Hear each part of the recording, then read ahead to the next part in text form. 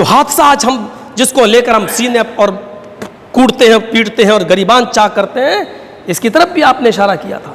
حضرت حسن رضی اللہ تعالیٰ عنہ بیٹھے ہوئے ہیں اور نبی اکرم ایسے ہی خطبہ دے رہے ہیں ممبر پر کھڑے ہو کر، آپ کی نظر اپنے نواسے حضرت حسن کی طرف گئی تو اللہ کے نبی صلی اللہ علیہ وسلم نے اشارہ کیا، صحابیوں یہ میرا چھوٹا سا نواسہ جو تم دیکھ رہے ہو، حسن حسین تو اور چھوٹے تھے، اس نواسے کی طرف دیکھ رہے ہو، ابنی ھذا سید، یہ میرا بیٹا ہے، نواسے کو اپنا بیٹا کہہ رہے ہیں، ابنی یہ میرا بیٹا ہے، ھذا سید یہ دنیا کا سردار ہے، ھذا سید یہ سردار ہے، اور اس کے بعد جملے فَلَعَلَّ اللَّهَ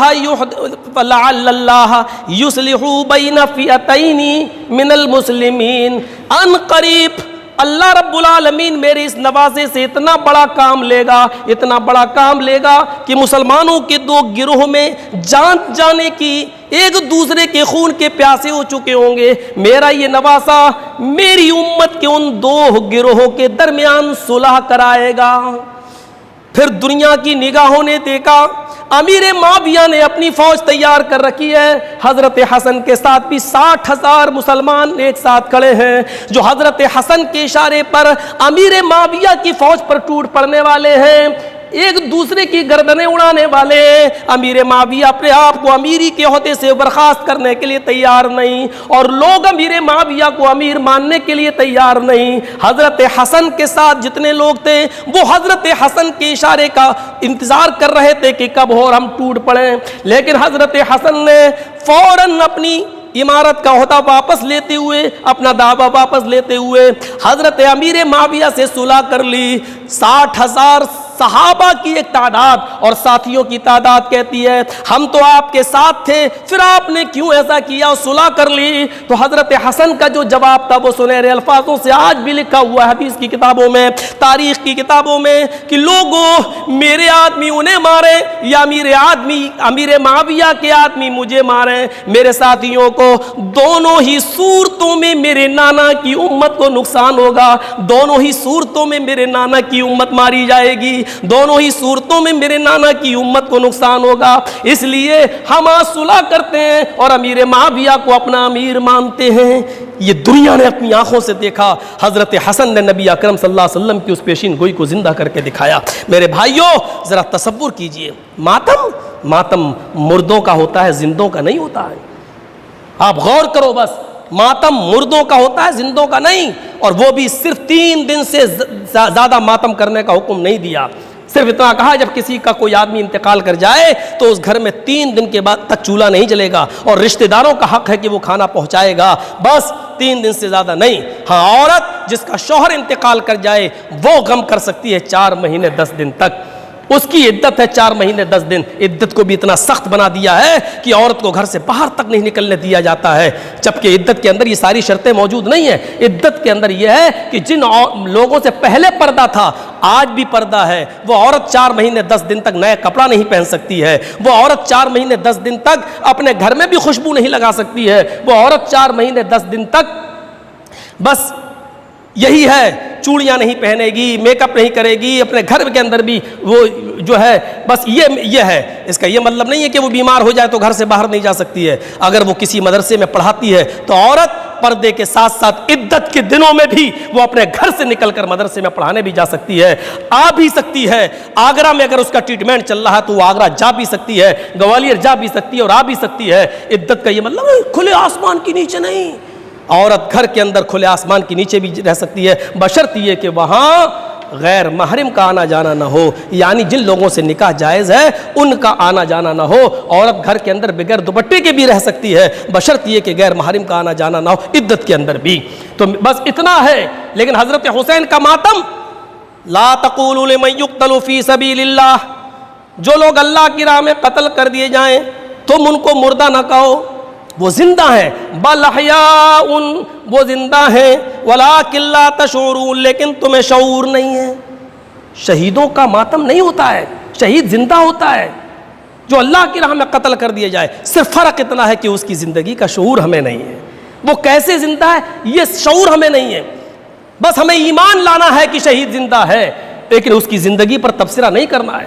حضرت جبرائیل نبی اکرم کے پاس آتے تھے وحی لے کر، نبی کو تو جبرائیل دکھتے تھے لیکن صحابہ کو جبرائیل نہیں دکھتے تھے، لیکن صحابہ کا ایمان تھا کہ جبرائیل آتے ہیں، جبرائیل جاتے ہیں، نبی دیکھتے ہیں، جبرائیل ہیں ہمیں نہیں دکھتے ہیں۔ ایسی ایمان ہمارا ہونا چاہیے۔ شہید زندہ ہیں، کہاں کیسے یہ ہمیں نہیں معلوم، ہماری نظریں ہماری نگاہوں میں اتنی طاقت نہیں ہے کہ ہم شہیدوں کی زندگی کا تبصرہ کر سکیں اور دیکھ سکیں۔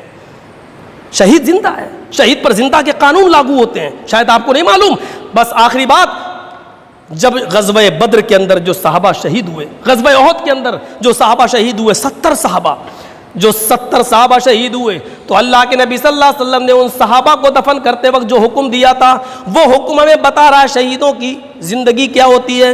آپ نے فرمایا صحابیوں یہ 70 صحابہ دفن کیے جائیں گے، وَأَمَرَ بِدَفْنِهِمْ فِي دِمَائِهِمْ، لوگوں ان صحابیوں کو تم دفن کرو جیسا جس کے جسم پر جو خون لگا ہوا ہے اس کو انہی کے خون میں دفن کرو، دھولا نہیں جائے گا، خون کو دھولا نہیں جائے گا۔ کپڑے جیسے جن کپڑوں میں خون لگا ہے ان کو دفن کرو، یہ بخاری کی حدیث ہے، ان کو ان کے کپڑوں کے اندر دفن کرو، اسی خون کے اندر دفن کرو۔ صحابہ ایسا ہی کر رہے ہیں۔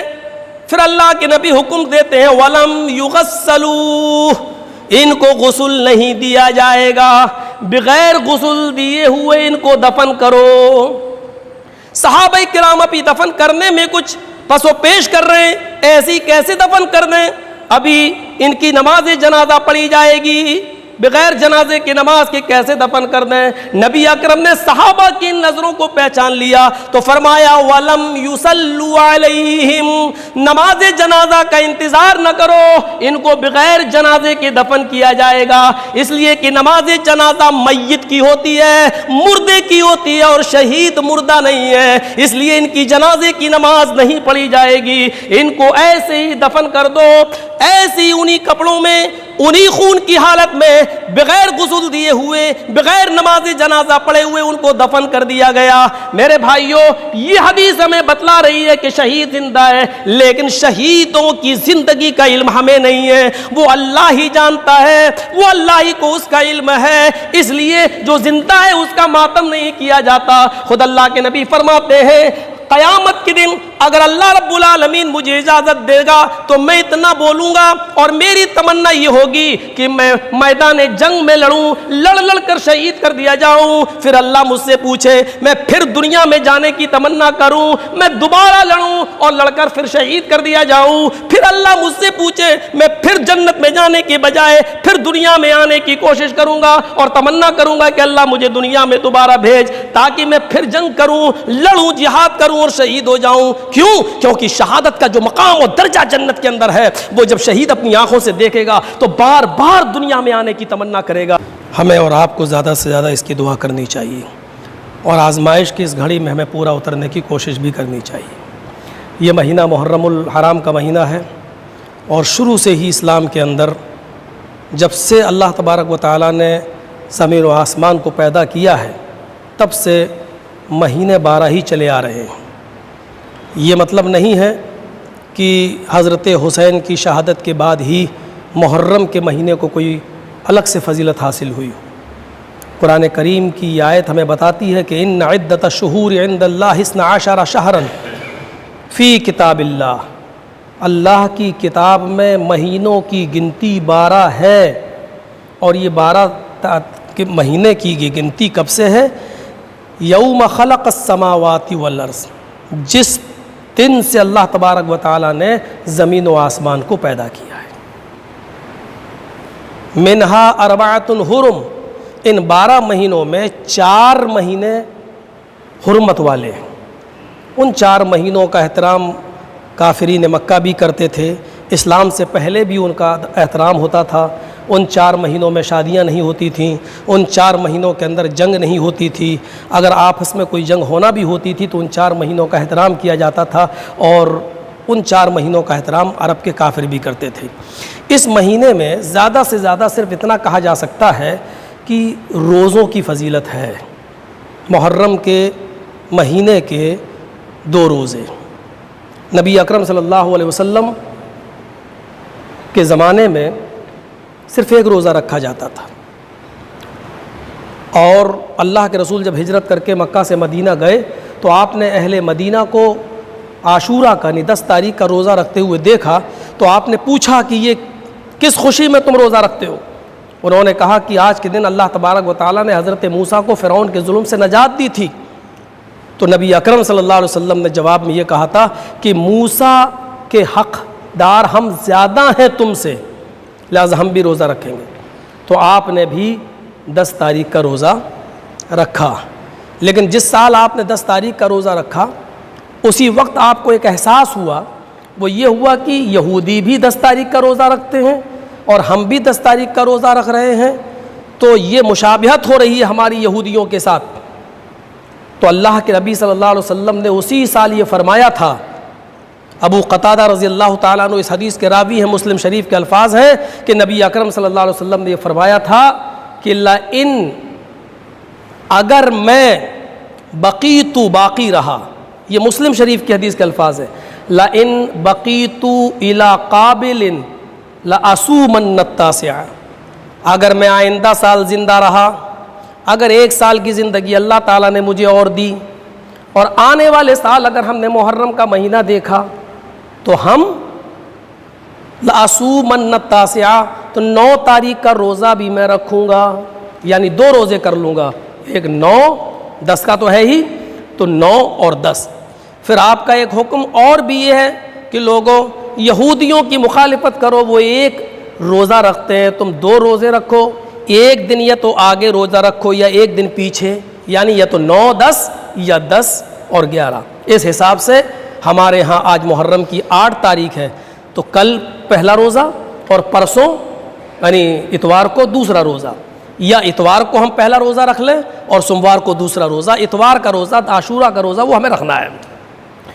اس روزے کی اہمیت و فضیلت کا اندازہ آپ صرف اس بات سے لگا سکتے ہیں کہ نبی اکرم صلی اللہ علیہ وسلم نے فرمایا کہ افضل الصیام بعد رمضان شہر اللہ المحرم، یہ بخاری شریف کی حدیث کے الفاظ ہیں کہ رمضان کے روزے کے بعد اللہ کی نظر میں، اللہ کے نزدیک سب سے زیادہ اہمیت اگر کسی روزے کی ہے تو شہر اللہ المحرم، وہ اللہ کے اس مہینے محرم کی روزے کی ہے۔ دیکھیے 12 مہینے اللہ کے ہیں، محرم، صفر، ربیع الاول، ربیع الثانی، جمادی الاول، جمادی الاخر، یہ سب اللہ کے مہینے ہیں، 12 مہینے اللہ کے ہیں، لیکن اللہ کے رسول نے یہاں کیا کہا؟ شہر اللہ المحرم، اللہ کا مہینہ محرم۔ صرف محرم ہی کو اللہ کا مہینہ کیوں کہا جبکہ 12 مہینے اللہ کے ہیں؟ صرف محرم کے مہینے کی اہمیت اور محرم کے مہینے کی فضیلت کو بتانے کے لیے کہ رمضان کے مہینے کے بعد اگر سب سے زیادہ کسی روزے کی اہمیت و فضیلت ہے اللہ کی نظر میں تو وہ محرم کے روزے کی۔ بعض روایتیں یہاں تک بتاتی ہیں کہ جب رمضان کے روزے فرض نہیں ہوئے تھے تو یہ روزے فرض تھے جناب محمد رسول اللہ پر، اور آپ ان روزوں کو رکھا کرتے تھے، لیکن جب اللہ تعالیٰ نے رمضان کے روزے فرض کر دیے تو اللہ کے رسول صلی اللہ علیہ وسلم نے اس کی فرضیت کو ختم کر دیا اور صرف نفل یا استحباب کو باقی رکھا۔ ہمیں سوچنا چاہیے، اور اس زندگی کو آپ دیکھ رہے ہیں، یہ زندگی کتنی آسانی کے ساتھ آپ گزر رہی ہے۔ آپ بیٹھے ہیں، سوشل میڈیا سے نہیں جڑے ہیں، آپ کو پتہ نہیں ہے ان 3-4 مہینے میں کتنے بڑے بڑے عالم اس دنیا سے چلے گئے۔ اس کورونا کے عذاب کے اندر کتنے بڑے بڑے عالم، اعظم گڑھ کے وہ ایک عالم آپ نے سنا ہے 14 سال کی عمر میں وہ اسلام لائے، جن کا پہلے نام باقر رام تھا۔ آپ تعجب کریں گے، جن کا پہلا نام باقر رام تھا، 14 سال کی عمر میں وہ اسلام لائے۔ اسلام لانے کے بعد انہوں نے مکتب میں پڑھنا شروع کیا 14 سال کے بعد۔ اس کے بعد پھر وہ عمر آباد پڑھنے کے لیے گئے، عمر آباد پڑھنے کے بعد وہاں سے عالم اور فاضل بن کر نکلے، ان کے نمبر اچھے آئے، پھر وہ مدینہ یونیورسٹی میں پڑھے، وہاں نمبر اچھے آئے، پھر وہ مصر میں جامع ازہر گئے، وہاں سے پی ایچ ڈی کر کے آئے تو ان کو پھر مدینہ یونیورسٹی کے اندر ان کو پروفیسر بنا دیا گیا، پھر ان کو مسجد نبوی کا متولی بنا دیا گیا، جنہوں نے 50 نہیں سینکڑوں کتابیں لکھ ڈالیں، سینکڑوں کتابیں، اور ابھی 15-20 دن پہلے، 1 مہینہ پہلے ان کا انتقال ہوا اور ان کو مسجد نبوی کے بغل میں جنت البقیع میں دفن کر دیا گیا۔ 14 سال کی عمر میں جو اسلام لائے ہوں، ماں کے رام سے وہ جو ہے ایک اسلامی نام انہوں نے قبول کیا ہو، آپ تعجب کریں آپ، اور اس کے بعد میں عمر آباد سے پھر مدینہ یونیورسٹی اور جامعہ ازہر مصر، اور مصر کے بعد پھر مدینہ پروفیسر بنے ہوں اور پڑھا رہے ہوں مدینہ میں، اور مسجد نبوی کا متولی، کیا قسمت ہے ان کی، اس دنیا سے چلے گئے۔ ابھی 1 ہفتہ پہلے ہمارے جھنڈا نگر کے استاذ جہاں سے ہم لوگ پڑھ کے نکلے ہیں، مولانا عبد المنان صاحب اس دنیا سے رخصت ہو گئے۔ کیا عمر تھی ان کی، ہنستے خستے، صرف ہلکی سی کھانسی بخار آیا، ہاسپٹل میں گئے اور کہہ دیا گیا کہ ان کا انتقال ہو گیا نیپال کے اندر۔ ابھی ان کی عمر 60-61 سال، چلتے پھرتے چلے گئے، زندگی میں کچھ نہیں۔ جا رہے لوگ علماء، ایک اچھی خاصی علماء کی تعداد، مولانا مقیم فیضی ہماری جماعت کے نائب ناظم رہ چکے ہیں، بمبئی کے اندر بیچارے وہ تھے اور اس دنیا سے رخصت ہو گئے۔ 55-60 سال کی عمر میں آج رخصت ہو رہا ہے۔ اللہ کے رسول صلی اللہ علیہ وسلم سے نے یہی کہا تھا، لوگوں میری امت کی عمریں 60 اور 70 سال کے درمیان میں ہے، ان دنوں میں تم اللہ تعالیٰ کو راضی کر لو، موت کو غنیمت سمجھ لو، اپنی زندگی کو غنیمت سمجھو اپنی موت سے پہلے، یہی نیکیاں ہمیں کام آئیں گی، یہی نیکیاں۔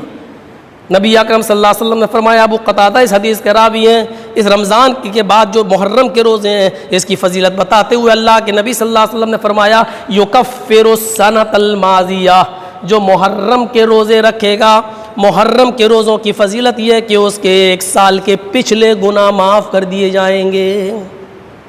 یہ کم فضیلت ہے؟ تصور کرو 1 سال میں ہم نے کتنے گناہ کیے ہوں گے، ہم 1 دن میں کیے جانے والے گناہوں کی ہم گنتی نہیں کر سکتے ہیں۔ آپ صبح اٹھتے ہیں اور شام کو جب بستر میں جائیں تو آپ کو دن بھر کے گناہ یاد نہیں ہوں گے کہ ہم نے کتنے گناہ کر ڈالے۔ 1 سال میں ہم نے کتنے گناہ کیے ہوں، کتنے صغیرہ گناہ کی بات کر رہا ہوں، کبیرہ گناہ نہیں۔ کبیرہ گناہ تو بغیر توبہ کے معاف نہیں ہوں گے، صغیرہ گناہ ہم نے کتنے کیے ہوں گے۔ لیکن رمضان کے بعد یہ محرم کے جو روزے ہیں، یہ محرم کے روزے 1 سال کے پچھلے گناہ کا کفارہ ہیں۔ یکفر السنۃ الماضیہ، یہ بات نہیں ہے۔ رہا اس مہینے کے اندر خرافاتیں تو وہ تو ہو رہی ہیں اور ہوں گی، قیامت جیسے جیسے قریب آتی جائے گی خرافاتیں بڑھتی جائیں گی۔ کون کہتا ہے کہ حضرت حسین رضی اللہ تعالیٰ عنہ کی فضیلت کا آپ اعتراف نہ کریں؟ اللہ کے نبی صلی اللہ علیہ وسلم نے اپنے دونوں نوازوں کو دیکھا، حسن اور حسین کو، اور دیکھنے کے بعد آپ نے جو فرمایا وہ جملے سنیے، ہما ریحانتایا من الدنیا، او میرے صحابیوں سن لو، یہ دونوں دنیا کے میرے پھول ہیں، ان پھولوں سے خوشبو حاصل کرو، ان کو مرجھانے مت دو۔ نبی اکرم کا یہ قول خود بتا رہا ہے کہ آپ نے ان کو دنیا کا پھول بتایا، پھولوں سے خوشبو حاصل کی جاتی ہے، یعنی یہ دونوں میرے نواسے دنیا کے لیے خوشبو ہیں اور دنیا کو معطر کرنے والے ہیں۔ کون؟ الذین ہم فی صلاتہم خاشعون، جو اپنی نمازوں میں خشوع اور خضوع برتتے ہیں، جو اپنی نمازوں میں خشوع اور خضوع برتتے ہیں۔ کوے کی چونچیں مارنے والی نماز نہیں پڑھتے بلکہ خشوع اور خضوع برتتے ہیں، بہت اطمینان کے ساتھ، رکوع اچھا، قیام اچھا، سجدہ اچھا، دونوں سجدوں کے درمیان بیٹھنا، وہ جلسہ استراحت وہ اچھا، رکوع کے بعد اٹھ کر ایک دم سجدے میں نہ جانا بلکہ قومے میں اچھی طریقے سے کھڑا ہونا، اچھے الفاظ نکالنا، آیتیں صحیح سے پڑھنا، قرآن اور جو اللہ کے رسول نے دعائیں بتائی ہیں ان کو ٹھہر ٹھہر کر اس کی تلاوت کرنا، یہ ہے نماز کا خشوع اور خضوع۔ الذین ہم فی صلاتہم خاشعون، جو اپنی نمازوں میں خشوع اور خضوع برتتے ہیں، والذین ہم عن اللغو معرضون، جو ہر لغو سے، ہر لغو کام سے، ہر برے اور بیہودہ کام سے دور رہتے ہیں۔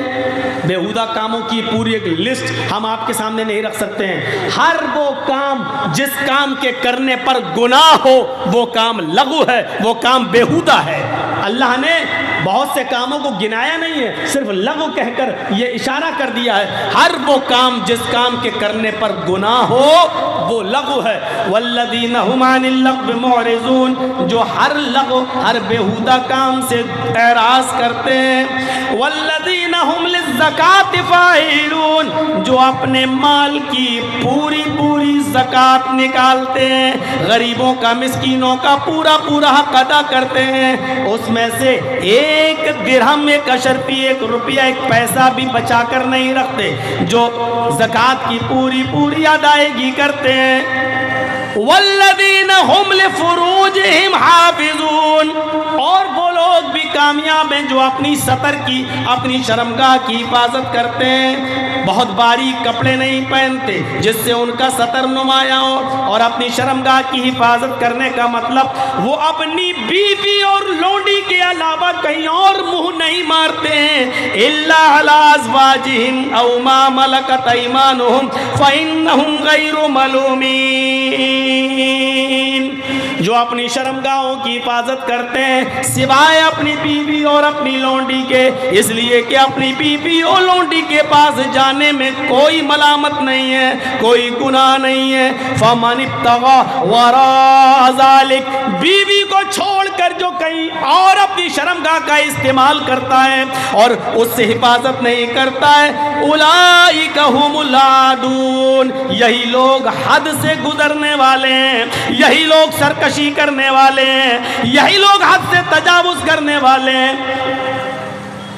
فمن ابتغى وراء ذلك، جو اس کے علاوہ کوئی اور راستہ تلاش کرتا ہے، گندی جگہ جاتا ہے، گندی جگہ منہ مارتا ہے، فرمایا وراء ذلک فاولئک ھم العادون، یہی لوگ حد سے تجاوز کرنے والے، یہی لوگ حد سے گزرنے والے ہیں، یہی لوگ اللہ کی باؤنڈری کو کراس کرنے والے ہیں، یہی لوگ ایک لمٹ ایک باؤنڈری اللہ نے متعین کر دی ہے، اس باؤنڈری کو توڑنے والے، اس دیوار کو منہدم کرنے والے ہیں، اس دیوار کو ختم کرنے والے ہیں۔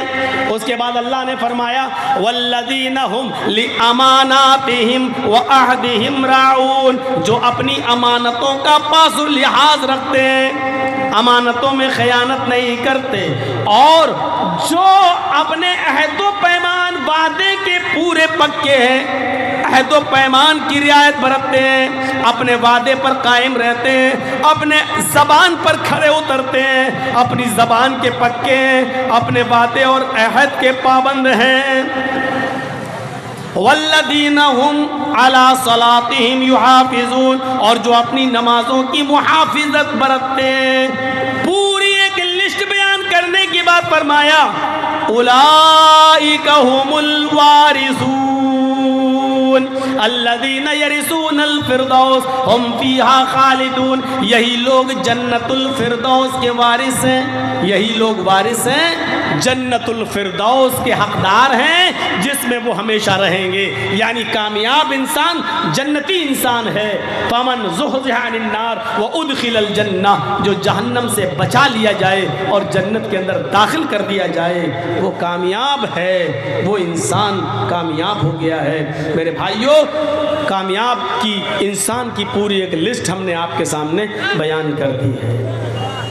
یہ ہیں کامیاب لوگ، یہ تو قرآن سے میں نے بتایا، قرآن سے بتایا۔ آئیے حدیثوں میں کامیاب انسان کس کو کہا گیا ہے؟ حدیث میں جنتی انسان کس کو کہا گیا ہے؟ آئیے پہلا عمل بتاتے ہیں آپ کو۔ ما منکم من احد یتوضأ فیحسن الوضوء ثم قال اشہد ان لا الہ الا اللہ واشہد ان محمدا عبدہ ورسولہ الا فتحت لہ ابواب الجنۃ الثمانیۃ۔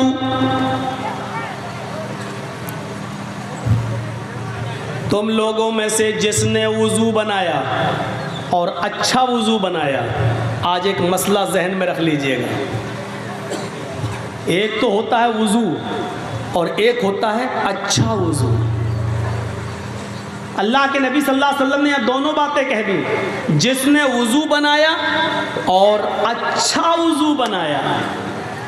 وضو کہہ دینا کافی تھا، لیکن اچھا وضو یہ کیا ہے؟ ایک وضو وہ ہے، امام صاحب نماز پڑھا رہے ہیں ظہر کی، جرجی صاحب مسجد کے وضو خانے پہ بیٹھ کے وضو بنا رہے ہیں، ایک آدمی آیا وضو بنانے لگا، مولانا ہاں کتنی رکعت ہو گئی؟ صاحب 2 رکعتیں ہو گئی ہیں۔ 2 ہو گئی؟ اب وہ بیٹھے جلدی سے مارا اور گیا، اب اور نہ چھوٹ جائے، 2 چھوٹ گئی، اب ایک بھی نہ چھوٹے، جلدی سے مارا کر کے ایک دم بھاگا، اللہ، اس ڈر سے کہ چاروں ختم نہ ہو جائیں الٹا سیدھا وضو بنا کے چلا گیا۔ ایسے وضو پر عذاب ہے۔ اچھا وضو کیا ہوتا ہے وہ بھی سن لیجئے، اور آج میں آپ کو بتا دوں تقریباً 90% لوگ بلکہ 95% لوگ غلط وضو بنا رہے ہیں۔ آئیے وضو کیا ہے؟ داہنے ہاتھ پر پانی لیجئے ایک چلو، ایسے لوٹا الٹا، اور اس سے پھر آپ اپنے ہاتھوں کو 3 بار دھوئیں گے، اور داہنے ہاتھ کی انگلی کو بائیں ہاتھ کی انگلی میں ایسے ڈالیں گے۔ اب بتائیے کس کو دکھاؤں؟ یہ موبائل اتنے اونچے اونچے لگے ہیں بیچارے یہاں کے لوگ کیسے دیکھیں؟ یہ ہاتھ دھویا یہ، اور اس کے بعد میں پھر یہ انگلی داہنی ایسے لے کے یہ، پھر یہ، اب یہ ایک بار ہو گیا، پھر دوبارہ پانی لیجئے، پھر اس کو ایسے ملیے، اور پھر دائیں ہاتھ کی انگلی کو بائیں ہاتھ کے اندر اور بائیں ہاتھ کی انگلیوں کو دائیں ہاتھ کی انگلیوں کے اندر ڈال کے خلال کی، یہ 3 بار۔ اب کیا کرنا ہے؟ پھر ایک چلو پانی لیجئے، آدھا منہ میں اور آدھا ناک میں، اور ناک میں خوب چڑھانا ہے،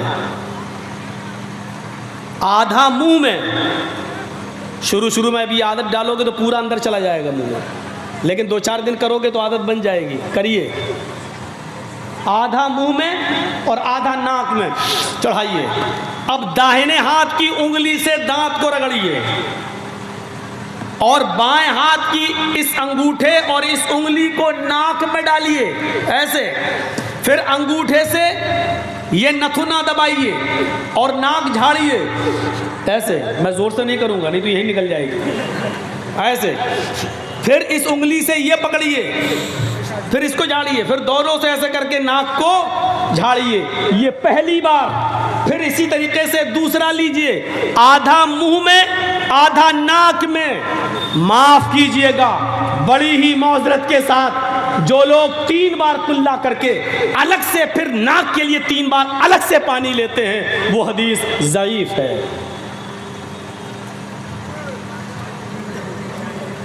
ایک ہی چلو پانی میں آدھا منہ میں لینا ہے اور آدھا ناک میں لینا ہے، اور ناک میں خوب تیز چڑھانا ہے، لیکن روزے کی حالت میں تیز نہیں چڑھانا ہے۔ اگر رمضان کا مہینہ ہو یا آپ روزے سے ہو تو بس ایسے، بس زیادہ تیز نہیں تو حلق میں چلا جائے گا، لیکن روزے سے نہیں ہو تو آپ کو خوب چڑھانا ہے، ایسے ایسے کرنا، یہ اچھی طریقے سے وضو میں یہ شامل ہے۔ میں یہ نہیں کہہ رہا ہوں کہ جو لوگ 3 بار کلا کرتے ہیں پھر 3 بار ناک میں پانی الگ سے ڈالتے ہیں ان کا وضو نہیں ہوگا، میں یہ نہیں کہہ رہا ہوں، لیکن میں یہ کہہ رہا ہوں کہ وہ حدیث ضعیف ہے۔ 3 بار کلا کرو پھر 3 بار پانی ناک میں الگ سے لو، وہ حدیث ضعیف ہے جس میں آیا ہے۔ لیکن جن حدیثوں میں آیا ہے اللہ کے رسول نے فرمایا کیا، وَاسْتَنْشَقَ وَاسْتَنْسَرَ، وہ ایک ہی جملہ ہے، آپ نے 3 بار کلا کی اور ناک میں پانی ڈالا، یہ نہیں کہا کلا کی پھر الگ سے پانی لیا، یہ نہیں۔ بخاری اور مسلم کی حدیثوں میں ہے آپ نے 3 بار کلا کیا اور ناک میں پانی لیا، یعنی ایک ہی چلو میں 3 بار کلا بھی ہوئی اور آدھے چلو کو ناک میں لے گئے، یہ حدیث صحیح ہے جو بخاری اور مسلم کی ہے۔ تو جس نے وضو بنایا اور اچھی طریقے سے وضو بنایا، اب سر کا مسح کیسے ہوگا؟ دونوں ہاتھوں کو تر کیجئے اور سر کو ایسے یہاں سے پیشانی کے یہاں سے اپنے دونوں ہاتھوں کو لے جائیے. اب جو سلمان خان کی طرح ہیرو بنے ہوں وہ غور سے سنیں, وہ ایسے کر لیتے ہیں تاکہ وہ مانگ خراب نہ ہو جائے. تو اپنے مانگ کے چکر میں اپنا وضو خراب کر رہا ہے. پورا سر کا مسا کرنا ہے اور دبا کے ایسے یہ, اور جہاں تکیہ لگاتے ہیں یہاں تک ہاتھ کو لے جانا ہے, یا یہ یہاں تک, اور پھر یہاں سے اسی ہاتھ کو واپس لانا ہے یہ بس. اور پھر اسی انگلی کو یہ اور یہ دونوں ہاتھ کی الگ سے پانی لینے کی ضرورت نہیں ہے, انہی دونوں انگلیوں کو اپنے کانوں میں ڈالیں اور اسی طریقے سے کان کے اندر اس کو گھمائیں. کان کے اندر راستہ خود بنا ہوا ہے, جب آپ انگلی سے ایسے ایسے کرو گے تو آپ کو آپ کی انگلیاں کان کا راستہ اپنے آپ تلاش کر لیں گی. اور اس طریقے سے یہاں آئیے اور ان دونوں انگوٹھے یہ اس کو لا کر آپ کو یہ کرنا ہے, یہ ہے کان کا سر کا مسا. سر کے مسے کے لیے الگ سے پانی لینے کی جو روایت ہے وہ ضعیف ہے. ایک ہی ہاتھ کے پانی سے سر کا بھی مسا کرنا ہے اور کان میں انگلی بھی ڈالنا ہے, چاہے سر کا مسا کرنے کے بعد انگلی میں پانی رہے یا نہ رہے, لیکن انہی انگلیوں کو کانوں میں ڈال کر آپ کو کان کا مسا کرنا ہے اور دونوں انگوٹھے سے کان کے اوپر حصے پر آپ کو گھمانا ہے. یہ اچھے وضو میں شامل ہے. ما منکم من احد یتوضؤ, ہو گئی آپ کی تقریر کامیاب. اس کے بعد میں ایک بھی لفظ نہ بولوں پھر بھی جلسہ کامیاب, اگر آپ نے اس پر عمل کر لیا تو. میں نے اسی لیے کہا کہ 95% لوگ غلط وضو بناتے ہیں. جب وضو صحیح نہیں ہوگا تو معاف کیجیے گا نماز بھی صحیح نہیں ہوگی. اور کل سے اب ہم دیکھیں گے کہ کتنے لوگ اب ایسا اب یہاں سے جانے کے بعد تو بھول جائیں گے, یاد ہی نہیں رہے گا. ہم جلسہ سننے آتے ہیں کچھ سیکھنے کے لیے اور وہ سیکھنا ہی نہیں چاہتے. پوری تقریر میں کچھ مت سیکھیے, بس آپ اپنا پہلا وضو صحیح بنا لیجئے. بس کل سے جب آپ وضو بنائیں تو صحیح سے وضو بنائیں. تو ما منکم من احد یتوضؤ فیحسن الوضوء, تم لوگوں میں سے جس نے وضو بنایا اور اچھا وضو بنایا, اور وضو بنانے کے بعد جس نے یہ دعا پڑھ لی, ثم قال, جس نے یہ دعا پڑھ لی, کون سی دعا؟ اشہد ان لا الہ الا اللہ واشہد ان محمدا عبدہ ورسولہ. بس وضو کے بعد کی اتنی ہی دعا ہے. مسلم شریف کی حدیث کے اندر اتنی ہی دعا ہے, اور لمبی دعا بھی ہے, میں منع نہیں کر رہا ہوں. اس کے بعد بھی الفاظ ہیں اللہم اجعلنی من التوابین واجعلنی من المتطہرین, میں منع نہیں کر رہا ہوں. حسن روایت کے ساتھ امام ترمذی نے اس کو سنن ترمذی کے اندر بیان کیا ہے, اپنی ترمذی کے اندر نقل کیا. وہ حدیث صحیح ہے, میں منع نہیں کر رہا ہوں, پڑھنا جائز ہے, ناجائز نہیں کہہ رہا ہوں میں. لیکن اگر کوئی اتنی لمبی دعا نہیں پڑھتا ہے, صرف اتنی پڑھ لے کافی ہے, کافی ہے. یاد ہونے کے باوجود بھی اگر نہیں پڑھتا اللہم اجعلنی من التوابین واجعلنی من المتطہرین تو کوئی فرق نہیں پڑتا, صرف اتنی دعا پڑھ لے تو کافی ہے. اشہد ان لا الہ الا اللہ واشہد ان محمدا عبدہ ورسولہ, اس لیے کہ مسلم شریف کی حدیث میں وضو کی اتنی ہی دعا آئی ہے. جس نے وضو بنایا اور اچھی طریقے سے وضو بنایا اور وضو بنانے کے بعد پھر یہ دعا پڑھ لی, کامیابی کیسی ملے گی؟ الا فتحت لہ ابواب الجنت الثمانیہ, اللہ کے نبی فرماتے ہیں اس آدمی کے لیے اللہ تعالی جنت کے 8 دروازے کھول دے گا. قیامت کے دن 8 دروازوں پر فرشتے کھڑے ہوں گے اور کہہ رہے ہوں گے اے اللہ کے نیک بندے, تیرے لیے 8 دروازے کھلے ہیں, تو جنت کے جس دروازے سے داخل ہونا چاہے ہو جا, تو جنت کے جس دروازے سے جانا چاہے چلا جا. تیرے لیے جنت کے 8 دروازے کھلے ہوئے ہیں, تو جنت کے جس دروازے سے جانا چاہے چلا جا. جس کے لیے جنت کے 8 دروازے کھل جائیں اس سے زیادہ کامیاب مومن کوئی ہو سکتا ہے. لیکن وضو اچھی طریقے سے بنانا پڑے گا, وہ والا نہیں مارا ہوں. اچھے وضو میں ایک چیز اور شامل ہے, کیا ہے؟ 3 بار جب ہم چہرہ دھل لیں, سنیے, 3 بار ایسے کر کے چہرہ جب دھل لیں تو 3 بار چہرہ دھلنے کے بعد پھر 1 چلو پانی لے کر, الگ سے 1 چلو پانی لے کر داڑھی میں ایسے ڈالیں اور پھر ایسے کریں. یہ داڑھی کا کھلال یہ ایسے، یہ الگ سے ایک چلو پانی لے کر 3 بار چہرہ دھلنے کے بعد پھر ایک چلو پانی لے کر داڑھی میں ڈال کے ایسے ایسے یہ داڑھی کا خلال کریں. لیکن داڑھی کا خلال وہ کریں گے جن کی داڑھی ہے.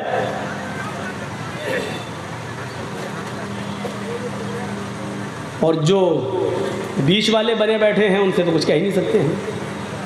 وہ تو بیچارے ایک چلو لیں گے، کس کا خلال کریں گے؟ وہ تو پتہ نہیں بیچارے جب رات میں سوتے ہوں گے، بیوی ادھر سو رہی ہے، مرد ادھر سو رہا، بچہ بیچارہ ادھر ہے. اب رات میں اگر بچے کو ماں کے دودھ پینے کی ضرورت پڑ جائے تو بیچارہ ہاتھ مار کے دیکھ رہا تو دونوں کے گال چکنے ہیں. کہیں ایسا نہ ہو کہ وہ باپ ہی کو اماں سمجھ بیٹھے. تو خیر اب داڑھی کے اوپر ایک مستقل ایک موضوع ہے، وہ کبھی بعد میں بتاؤں گا. وہ مستقل ایک موضوع ہے. داڑھی پہ جاؤں گا تو رات گزرے گی اور پھر جو ہم بولنا چاہتے ہیں وہ بول نہیں پائیں گے.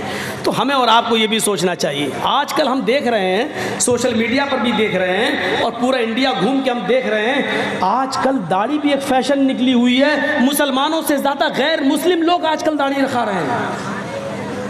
فیشن ہی صحیح، لیکن مسلمانوں سے زیادہ آج غیر مسلم لوگ داڑھی رکھا رہے ہیں. میں اٹاوا سے اپنا شہر کو تھوڑا سا کچھ دنوں کے لیے چھوڑ کے میں لکھنؤ آ گیا ہوں. اس وقت لکھنؤ میں رہ رہا ہوں. اپنے بچوں کے ایڈمیشن میں نے لکھنؤ میں کرا دی ہے، اس لیے مجھے رہنا پڑ رہا ہے. وہاں میں نے ایک فلیٹ لے لیا ہے، وہاں رہ رہا ہوں. لکھنؤ کے اندر میں دیکھ رہا ہوں غیر مسلموں کا حال. مسلمانوں سے زیادہ غیر مسلم لوگ داڑھی رکھارے کے عادی بن چکے ہیں. کبھی کبھی تو تعجب ہوتا ہے، لگتا ہے کہ جیسے یہ مسلمان لوگ جا رہے ہیں. کبھی کبھی ایسا ہوتا میں گزر رہا ہوں سلام کر لیتا ہوں، اب وہ کہتا نمستے. تب سمجھ میں آتا ہے کہ یار یہ تو غیر مسلم ہے. بھائی میں داڑھی دیکھ کر سلام کر رہا ہوں، ایسی داڑھی نہیں ہے، اچھی خاصی بڑی. اور بڑی داڑھی تو آج کل اب ماشاء اللہ تو نہیں کہوں گا، ہمارے اس دیش کا سرووچ پد پر بیٹھا ہوا آدمی بھی رکھا ہوا ہے.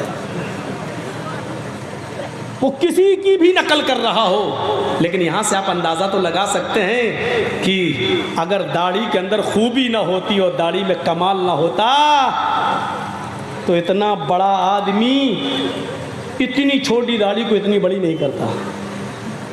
وہ اگر مقصد چاہے دھوکہ دینا ہی ہو، لیکن داڑھی تو بڑی کر ہی رہا ہے. اگرچہ اس کی داڑھی یہ بتا رہی ہے کہ میری داڑھی جیسے جیسے بڑی ہوتی جائے گی میں اتنا ہی بڑا دھوکہ دیتا رہوں گا دیش کو. وہ الگ بات ہے کہ وہ میسج کچھ بھی دے رہے، لیکن داڑھی تو ہے ہی نا. تو اب یہ صورتحال ہو گئی. مسلمانوں عبرت حاصل کرو، عبرت حاصل کرو. تو یہ کامیاب انسان کی زندگی. آئیے ایک اور راستہ بتاتا ہوں آپ کو. کتنا ٹائم لگے گا آپ کو؟ اذا قال المؤذن اللہ اکبر اللہ اکبر فقولوا اللہ اکبر اللہ اکبر.